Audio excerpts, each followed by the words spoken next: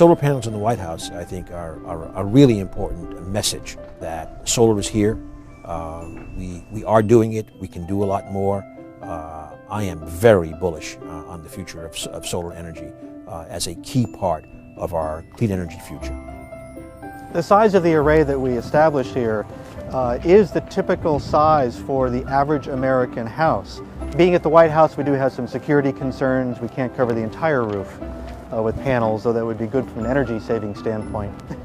Everything from the solar components to the inverter technologies to the labor that put the panels on the roof was all American, domestic source, domestic made.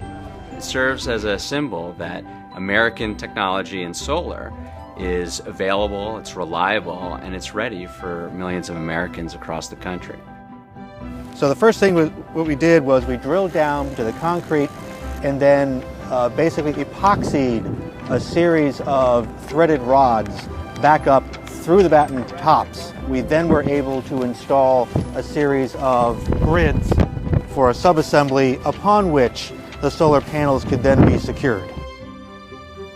Clean energy revolution is not something for the distant future. It's happening right now, and we want to capture that.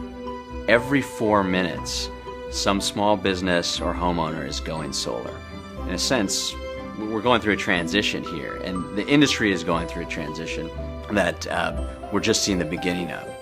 The president is basically doing what Americans all across the nation are doing right now. They're making the conscious choice to look for renewable energy like solar as the cheaper, cleaner, and preferred energy source for their homes and families.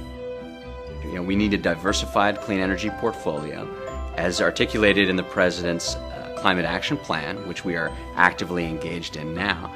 And we also need to spur the economic sectors of the future. Last year alone, we created over 23,000 new jobs in solar energy. Obviously, the more that we can, install renewable energy sources, the better off not just the White House is, but the nation is, and so is the whole planet.